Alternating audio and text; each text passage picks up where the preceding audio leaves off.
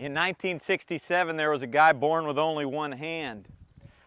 Tell you what it looked like. He had a left arm that looked like this, just like mine, but his right arm stopped right there. No wrist, no hand, no fingers, no fingernails. It was just a nub. He goes to kindergarten, comes back and he says, "Hey Mom, Dad, why am I the only kid in my kindergarten class with one hand? All the other kids have two." Mom and Dad said, "The doctors don't know what happened, son. It's just the way you were born." The boy's name was Jim. Well, Jim said, "Mom and Dad, my kindergarten teacher taught us about this game called baseball. Can I still play baseball even though I only have one hand?" Yeah. "Sure you can, son. You just might have to work twice as hard as everybody else since you only got the one hand." Well, Jim went in the backyard that very day and he picked up a baseball and he started tossing it up like this right here. And then he started to walk around his neighborhood and he noticed that all the kids in his neighborhood, they'd catch the ball with one hand and they'd throw it with the other. So he found himself a glove and he rested it right there on his nub. And he had a wall in his backyard. He'd take the ball and he'd throw it up against that wall. What would it do? Bounce back. As it bounced back, he'd take the glove, put it on his one hand, field the ball. Then he said, "What do I do now?" Did he give up on baseball? No. Would I be telling the story about Jim Abbott right now if he gave up? No. He came up with a magic trick. He took his thumb out of the holster of the glove like that. He pinned his glove up against his chest like that. Took his nub right here and rested it so he could flip the glove upside down, and what'd the ball do? Right into his hand. Glove finished right where it started, and he did that drill over and over and over, 1 hour a day. Sometimes 2 hours a day. Everybody say, "Wow." Well, he was known to hit one-handed home runs in his Little League. Also played basketball and football in middle school and high school. But by the time he got to 11th grade, guess what his favorite thing to do was? Pitch. And this is what it looked like. Lift the leg, fire. 92 miles an hour. As soon as he pitched it, he'd put his glove on the hand and wait for them to hit it back to him so he could do his magic trick. He was so good in high school, he went to college at the University of Michigan. He was so good in college, he got invited to a tryout for the United States Olympic team. Who's ever heard of the Olympics? He had to drive his old beat-up truck all the way from Michigan down to Florida for that tryout. Uh-oh. His truck broke down in Tennessee. He was late for the tryout. By the time he got to the tryout, the coach said, "Our roster's full. Jim Abbott, you can head back home." Did Jim get in his truck and go back home? No. "Coach, I know I'm late. I know I only have one hand, but please, just give me one shot. Let me show you what I can do. And you can bring the 3 best hitters at this tryout up to bat." Coach said, "You sure about that?" "Yes, sir." Jim Abbott gets on the mound. 3 best hitters in the country step up to home plate. And what do? Strike out, strike out, strike out. The coach said, "Oh, snap. That was lit." Now, when I say, "Oh, snap," you say, "That was lit." Oh, snap. That was lit. But then the coach was like, "Wait a second. He's only got one hand. What if the other team bunts?" So the coach brings up his 3 fastest runners and he tells them all to bunt. Tap it right back to the pitcher.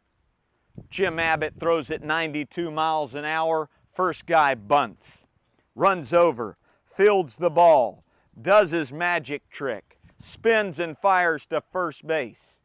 But he'd been practicing in his backyard his whole life. It looked like this. Kung Fu Panda. 1 out. Next guy bunts. Skibbity doo-dah panda. 2 outs. Next guy steps in. Coach Ballgame's nose hair. 3 outs. All the coaches said, "Oh, snap." That was so lit, Jim Abbott. You're going to start in the first game of the Olympics against the most powerful hitters on the planet, Cuba. And oh yeah, it's going to be in Cuba in front of 50,000 Cuban fans. Are you scared? I'm not scared, Coach. I was born for this moment. I'll be ready. On the day of the big game, the newspaper said, "One-armed man has no chance against Cuba." Well, that was kind of mean, wasn't it? But Jim Abbott was no stranger to a bully. When he was growing up, there were kids in his neighborhood that would say, "You look funny, you can't play with us."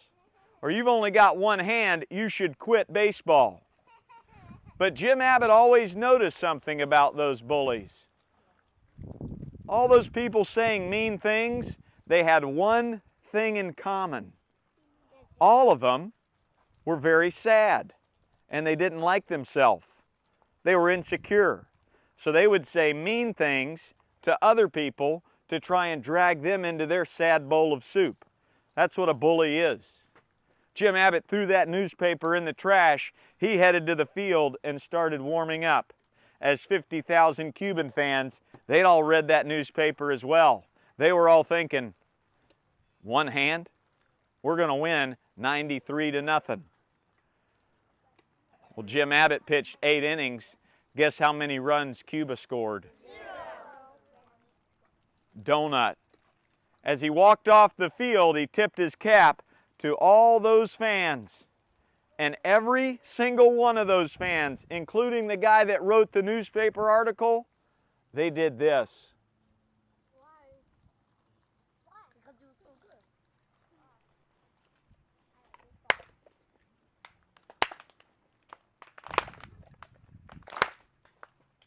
Yeah, they slow clapped him off the field and gave him a standing ovation. He won a gold medal that year, and then he went and pitched for some team called the Angels. But the best day of his life came in 1993. He's pitching for the New York Yankees.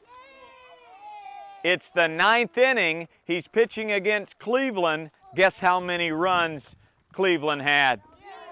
Guess how many hits Cleveland had? He's pitching a no-hitter, and the first batter in the top of the 9th inning was the fastest runner in baseball, Kenny Lofton, and guess what he tries to do? Kenny Lofton, he lays down a beautiful bunt down the third base line. By the time Jim Abbott can get to the ball, he's already past first base. Safe. No hitter's over. But something real weird happened. The ball hit a rock and bounced foul, and the umpire said, "Foul ball." Next pitch, ground ball to second base, 1 out. Phew! Next pitch, crack of the bat, deep fly ball to center. Bernie Williams is going back to the fence. He finds the fence with his hand, he bends his knees, he leaps up, and he missed it. Home run. Just kidding, he caught it. 2 outs, thank you, Bernie Williams. Phew!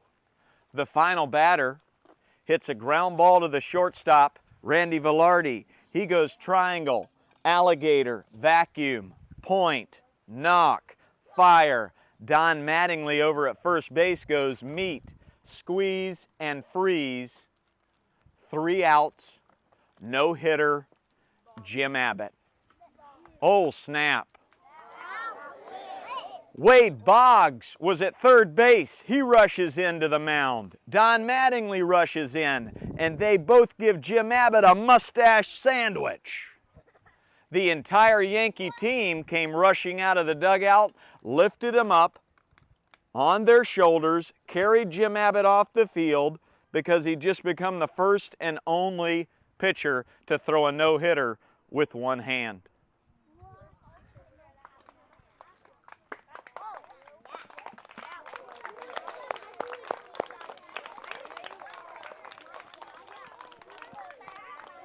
Jim Abbott is still alive, and he actually travels around the world and he tells his story to kids that have no arms or legs. He told his story to a kid named Luke. Luke is a catcher in Tennessee. Luke will do this when somebody tries to steal. Wham! And he'll throw them out. Now, I've been telling the Jim Abbott story for 20 years to over 100,000 kids. And I always had a dream that maybe one day, while I was telling the Jim Abbott story, maybe the real Jim Abbott would show up. Well, just last year, I'm telling this story just up the road here in Orange County, California, and guess who showed up? Don Mattingly. Who thinks that's a joke? I was at the point in the story where Jim was pitching in Cuba, and I look towards the parking lot, and this guy was walking my way.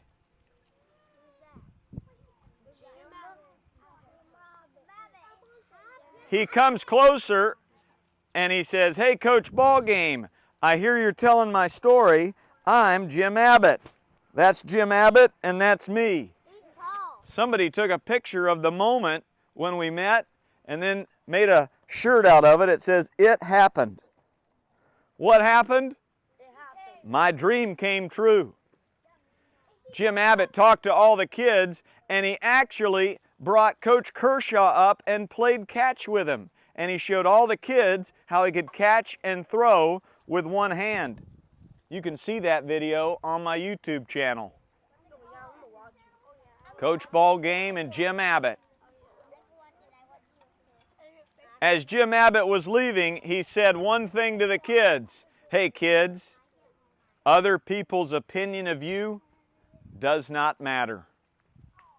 Nobody thought he could make it to the major leagues with only one hand. Did anybody think he could throw a no-hitter with one hand? Or win a gold medal in the Olympics? He believed in himself, didn't he? That's right. Jim Abbott, he lives that way. Let's give him an attaboy. 1, 2, 3.